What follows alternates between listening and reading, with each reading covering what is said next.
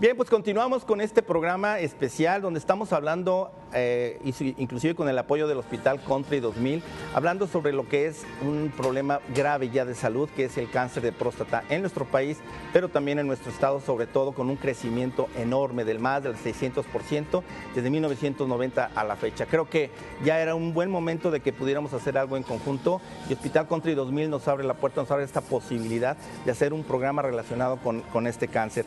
En México el 60% de los cánceres desafortunadamente son detectados ya en etapas avanzadas. ¿Por qué? Porque no se va al médico, porque no se tiene esa cultura de la prevención. El cáncer de próstata son células malignas, cancerosas, que van a afectar la próstata. De eso ya nos hablarán ahorita los doctores. El cáncer de próstata también se presenta en 1 de cada 7 hombres, o sea que es algo muy frecuente. ¿Por dónde empieza? Puede ser simplemente con una atrofia que estamos o una hiperplasia que hablamos hace rato.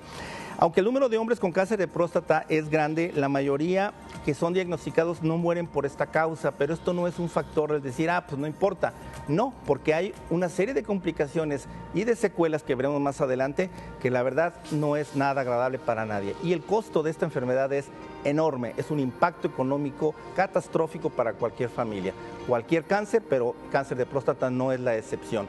Hablando de estos factores de riesgo, una parte importante va a ser también los que podamos nosotros quitar este tipo de malos hábitos o los que en un momento dado nosotros podamos abordar a un especialista para que nos oriente.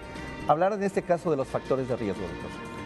Sí, los factores de riesgo son muy importantes porque hay que tomarlos en cuenta y es importante que el auditorio los conozca.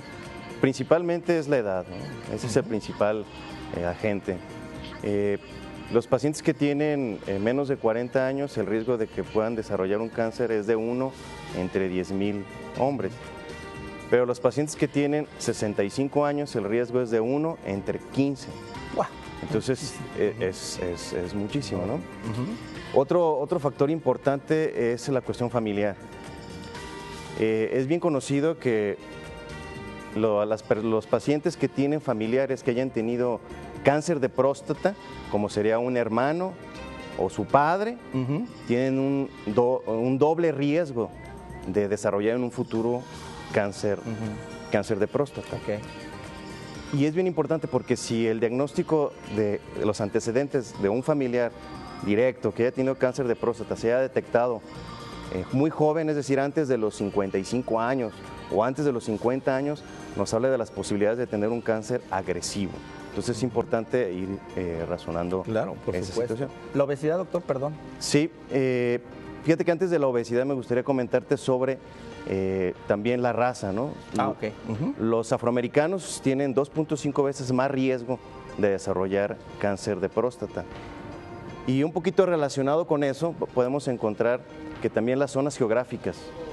En Estados Unidos, el índice o la tasa es como del 17% de cáncer de próstata, mientras los países asiáticos, como en China, es del 2%. Pero si estos asiáticos viajan a Estados Unidos, también se les incrementa el riesgo. Entonces tiene que ver algo con la situación geográfica y con el tipo de alimentación. La parte nutricional. Claro. Así es. Ahorita que comentabas sobre la obesidad, fíjate que es muy interesante.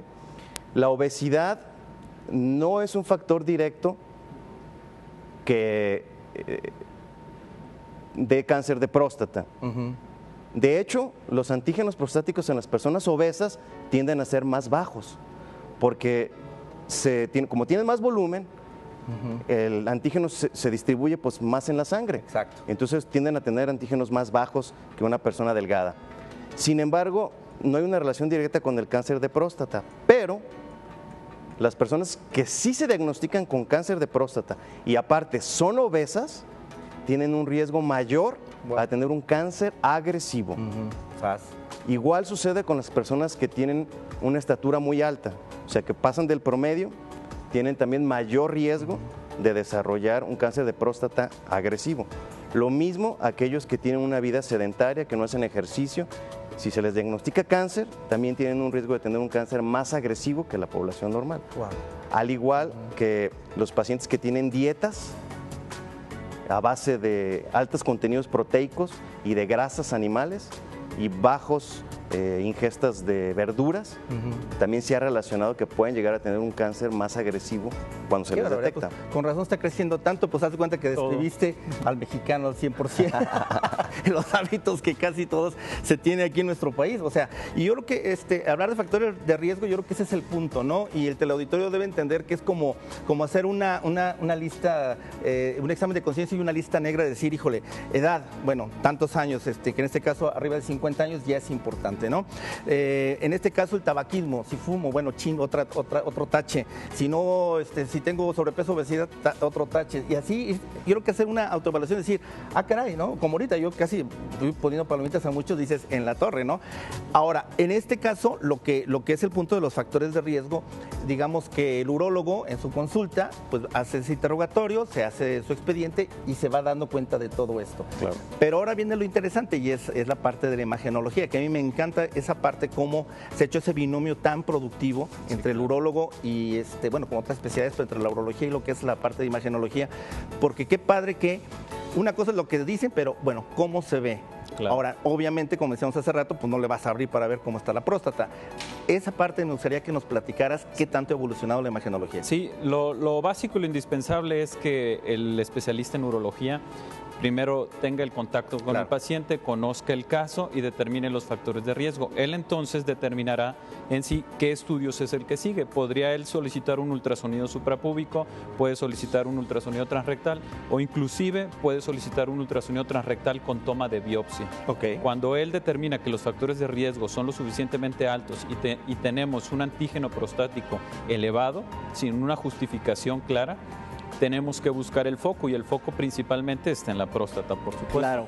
Entonces, dentro de la gama de los estudios está, como les comenté, el ultrasonido suprapúbico, en el que vamos a usar la vejiga como una ventana, el ultrasonido transrectal, y me gustaría comentarles en el ultrasonido con toma de biopsia. Digamos que es el método que podría asumirse un poco más agresivo de nuestra parte hacia el paciente, pero puede evitar una cirugía. Más invasivo, digamos. Más invasivo aún, porque al tener una elevación del antígeno y una sospecha, un nódulo al tacto, nosotros vamos de manera dirigida con el ultrasonido y con una aguja que toma una muestra, aguja de corte se llama, porque toma un trocito de la glándula. Se hacen biopsias dirigidas a las zonas de sospecha y esas biopsias se mandan al patólogo. El patólogo las va a revisar y nos va a decir la glándula está sana, correcto, la glándula tiene cambios inflamatorios o la glándula tiene cáncer. Perfecto. En ese caso, entonces ya el paciente con un diagnóstico y un estadio por medio del patólogo pasa otra vez con el urólogo y entonces se hace un planeamiento o continúa con el manejo médico. Perfecto. Yo quisiera destacar ahorita que comentas esto, doctor Carlos, doctor Vicente, algo que es muy importante y debemos derribar mitos y esos muros que hay, esa resistencia. Entonces, a veces no sé si por machismo mal entendido o la famosa hombría que atenta, etcétera, se ha dejado muy de lado de la parte del chequeo del hombre, obviamente porque se piensa que próstata quiere decir que va a haber tacto rectal, quiere decir que va a introducir el dedo por el ano, entonces, ¿sabes qué? Voy a perder mi hombría, X. No se va a cambiar la orientación sexual, eso simplemente es un estudio, y yo creo que lo más importante de esto es de que en determinado momento hay otras cosas antes de llegar al tacto rectal, pero vamos a hablar, es como una etapa, ¿no? Yo lo veo como una etapa en la de decir, bueno, ya tuviste problemas, puede ser nada más una simple inflamación, puede ser algo bacteriano o puede ser ya una atrofia, que se va atrofiando con la edad la próstata. La promoción que estamos ahorita ofreciendo, vamos a clarificar, y es justamente un ultrasonido prostático suprapúbico. Ahí, doctor, ¿cuál es ese? ¿Cómo se hace? ¿Va a ser rectal? ¿No es rectal? Platícanos. Suprapúbico significa por arriba transabdominal, por arriba de la pelvis, utilizando, como les comentaba, la vejiga como ventana. El paciente lo único que necesita de preparación es tomar agua, llenar la vejiga. En el momento que tiene deseos de orinar, en ese momento se realiza el estudio y tenemos como dos funciones. Una es caracterizar la glándula, tanto el aspecto como el tamaño, y la otra es ver la capacidad urinaria del paciente y la micción. ¿Qué tan eficaz es la micción y si está dejando un poco de orina residual? Perfecto, entonces aquí tenemos esos dos estudios.